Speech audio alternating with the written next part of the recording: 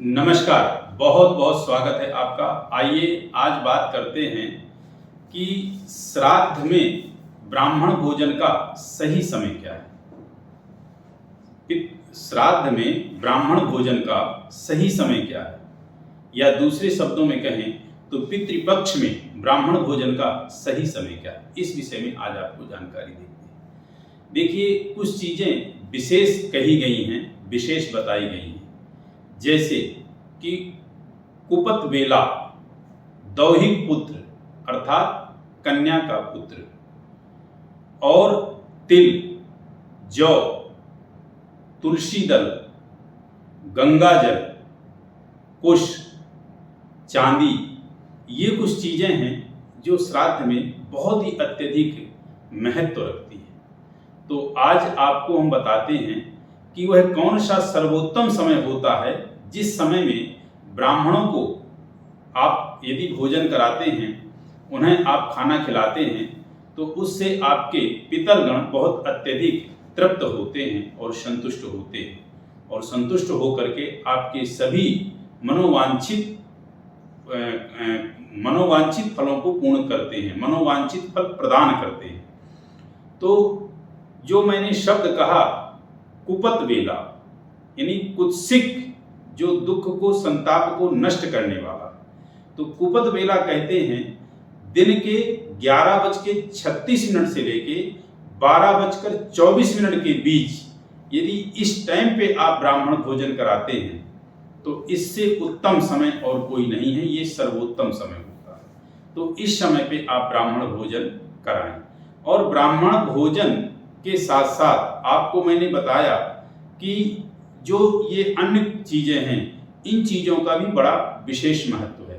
ब्राह्मण भोजन के समय यदि पात्र आप चांदी का यूज करें ब्राह्मणों के खिलाने में तो बहुत उत्तम होगा। वो पात्र आपके पास कुछ भी हो, कटोरी हो, थाली है, चम्मच है, गिलास है, क्योंकि पितरों को अत्यधिक जो प्रिय है वो चांदी का पात्र विशेष प्रिय है।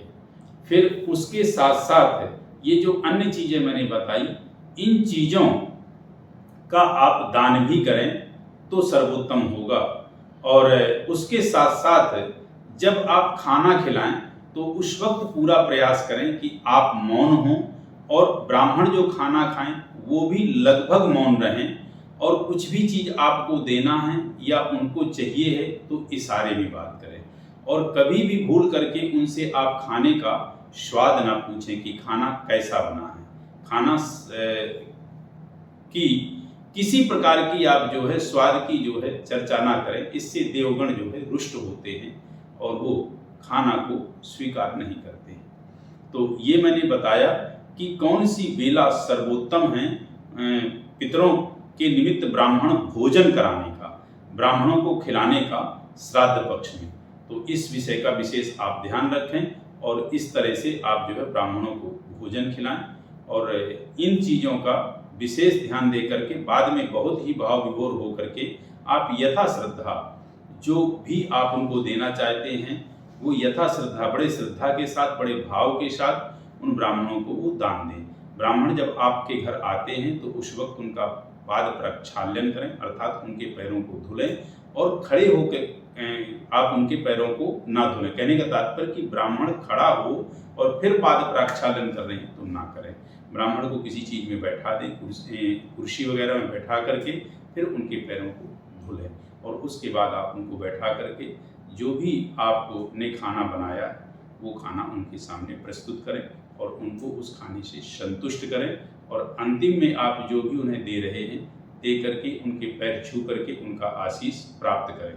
इस तरह से करने पे आपके पितृगण आपके ऊपर अतिशय प्रसन्न रहेंगे, संतुष्ट रहेंगे।